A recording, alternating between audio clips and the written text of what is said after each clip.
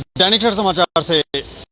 कई जगहों पर आपको ऐसा लग रहा होगा कि पानी जो है वो नहीं आ रहा है और उसकी वजह शायद आप लोगों को पता हो। ज़्यादातर जो डेली वेजर हैं पीएचई डिपार्टमेंट के, ज़्यादातर वो हड़ताल पर हैं पिछले 2 दिन से, और इन्होंने 24 घंटे और हड़ताल को आगे बढ़ाने का फैसला ले लिया है। तो इसका अर्थ ये हुआ कि आपके घरों में अब हो सकता है कि कल भी पानी ना आए और ये समस्या धीरे धीरे बढ़ती जा रही है। अब क्यों ये हड़ताल कर रहे हैं वो हमें लगता है जग जाहिर है, सभी जानते हैं। इनकी डिमांड्स को पूरा नहीं किया जा रहा है, सरकार सुनने के लिए तैयार नहीं है और ये लोग हर 10-10 दिनों के बाद, 15-15 दिनों के बाद हड़ताल करते रहते हैं। हमारे साथ बात करने के लिए रवि हंस जी हैं, उनके सारे साथी यहाँ पर मौजूद हैं। अच्छा, 24 घंटे और अब आप हड़ताल बढ़ा रहे हैं, क्यों? देखिए, पिछले दिनों जो हमने 28-29 मई को जो 24 घंटे की कामचोर स्ट्राइक दी थी, उसका मकसद यही था कि सरकार हमारे मसलों को सीरियसली ले और हमें ये हड़ताल जैसा कड़ा कदम ना उठाना पड़े। लेकिन सरकार ने तब भी डुलमुल रवैया अपनाया और mayor Jammu municipal corporation Chandramohan Gupta ji की तरफ से जब हमें न्योता मिला, बातचीत हुई, सारी मांगे उनके सामने रखी, उन्होंने भी सेक्टर लेवल पे बात की और सेक्टर लेवल को बोला, सेक्टर के जितने कमिश्नर सेक्रेटरी थे कि इनके साथ बैठना है, मीटिंग करनी है, मुझे टाइम दीजिए। तो तब सेक्टर की तरफ से जवाब आया था कि आपको 2 दिन के अंदर टाइम दिया जाएगा और फिर हम मीटिंग अरेंज करेंगे, आपको बताएंगे। लेकिन आज तक कुछ नहीं हुआ। इसीलिए हमने फिर नेक्स्ट कॉल जो दी थी 22 तारीख के लिए दी थी, 22 जून को, 48 घंटे की। आज 48 घंटे आज शाम 8 बजे पूरे होने जा रहे हैं। लेकिन सरकार की तरफ से इस चीज को अनसीरियस लिया गया है, जिसकी वजह से हमने आने वाले 24 घंटे के लिए अपनी स्ट्राइक को एक्सटेंड कर दिया गया है। और सरकार के लिए साफ शब्दों में चेतावनी है कि जब तक डेली वेजर की रेगुलाइजेशन के ऊपर सरकार अपना स्टैंड क्लियर नहीं करेगी, ये स्ट्राइक दिन ब दिन बढ़ती जाएगी।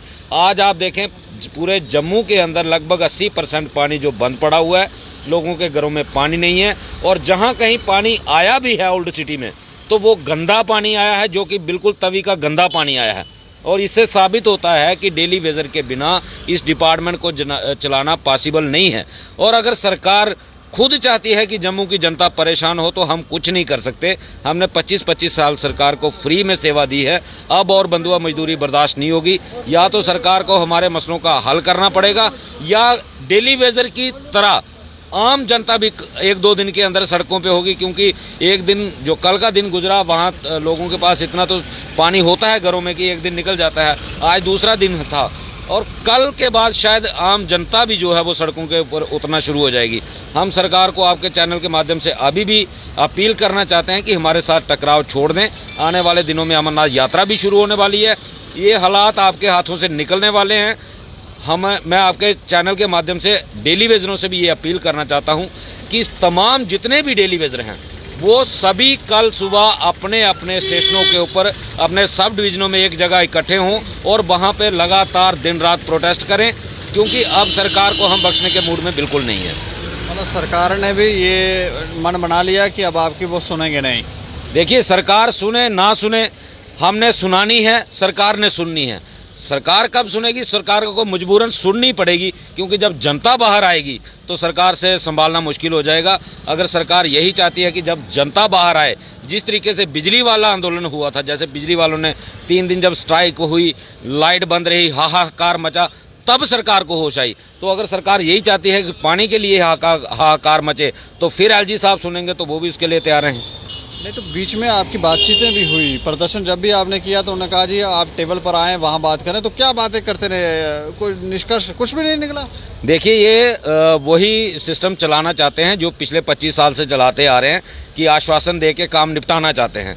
तो अब हमने भी बता दिया कि अभी आश्वासनों से काम चलने वाला नहीं है, आपको फ्रूटफुल डिसीजन लेना पड़ेगा। हमने दोनों ऑप्शन सरकार के सामने रखे हैं कि अगर आपको हमारी जरूरत नहीं है, हमारा 4-4 लाख रुपए पेंडिंग वेजेस पड़ा हुआ है, वो क्लियर करें और ऑर्डर करें कि हमें डेली वेजर की जरूरत नहीं है, आप निकाल दो, हम चले जाएंगे। फिर उसके बाद आपको पता चलेगा कि डेली वेजर की इंपॉर्टेंस इस डिपार्टमेंट के अंदर क्या है।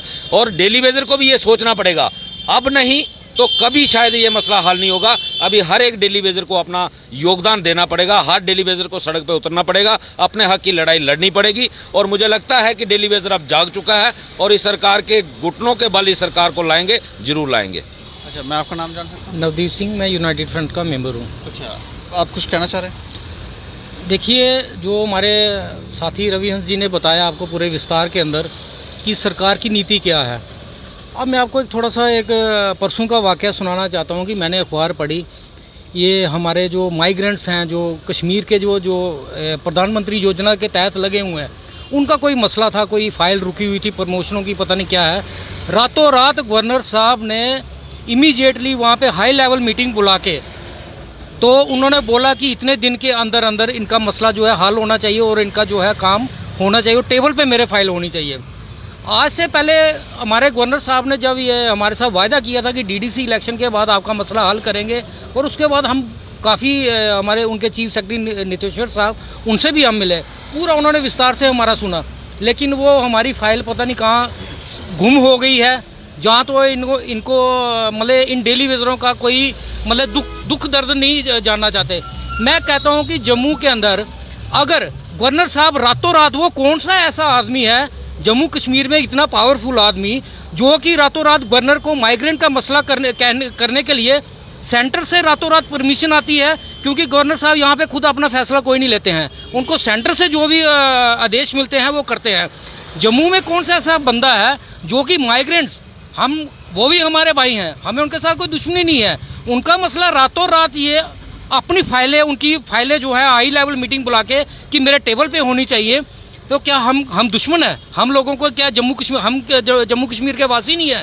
क्या हम लोगों को पानी नहीं पिला रहे हैं? अगर उनको 30-35 साल हो गए माइग्रेंट हुए, हम भी माइग्रेंट हैं, 25 साल से माइग्रेंट हैं, आज हम 9,000 रुपये ले रहे हैं, और उन लोगों का देखिए, उनको गवर्नमेंट ने फैसिलिटीज़ भी दी और उनकी हर डिमांड मानी। और मैं ये बता देना चाहता हूँ, मैं तो हम किसी से डरने वाले नहीं है, और उनके पीछे मैं कहता हूँ कि जम्मू में ना तो ये हमारे जितेंद्र सिंह जी की सुनवाई है, और ना ही हमारे ये अपने रैना साहब की सुनवाई है, और ना हमारे 2 MPs की सुनवाई है। और मेरे हिसाब से यहाँ पे अशोक कौल जी बैठे हुए हैं जो रातों रात सेंटर में फ़ोन करते हैं और वहाँ से उनका ऑर्डर लेके तो गवर्नर साहब रातों रात मीटिंग बुला के उनका फैसला करते हैं। और मैं ये आपको बता देना चाहता हूँ, हमने भी इन लोगों को वोट दिए हैं और इनको यहाँ पे सत्ता पे लाया, लेकिन फिर आप कोल साहब से ही मिले ना जाके?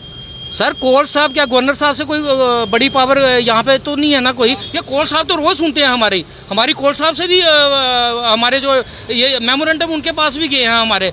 लेकिन मुझे ये समझ में नहीं आ रहा है कि जम्मू में कौन सा बंदा जिसकी सुनवाई है। लेकिन अब हम गेम पूरी समझ गए हैं कि ये जो गेम है ये सेंटर से चलती है और यहाँ पे एक ही बंदे की चलती है, और किसी MLA और MPओ की किसी की नहीं सुनवाई है, क्योंकि वो भी हाथ खड़े कर चुके हैं। किसी की चलती? कोल साहब की? हाँ, कोल साहब की चलती है। और मैं उनसे भी रिक्वेस्ट करता हूँ कि आप गवर्नर सेंटर में हमारी भी। दीपक जी, सिंपल है, हम लोग अपनी मांगे मनवाने के लिए, ये हमारी लास्ट और फाइनल लड़ाई है।